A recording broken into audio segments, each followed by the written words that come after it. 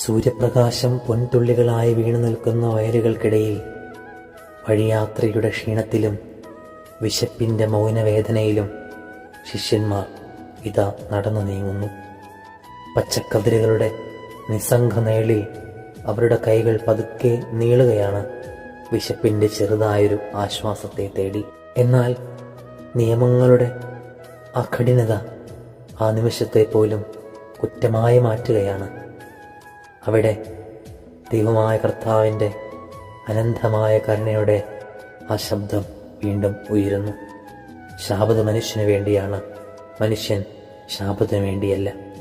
അവിടെ ഒരു വലിയ സത്യത്തെ കർത്താവ് തെളിയിക്കുകയാണ്. നിയമങ്ങൾ മനുഷ്യനെ ഉയർത്തുവാനാണ്, തളർത്തുവാനല്ല. ഈ സംഭവം നമ്മളോട് പറയുന്നതായ ഒരു വലിയ കാര്യമുണ്ട്.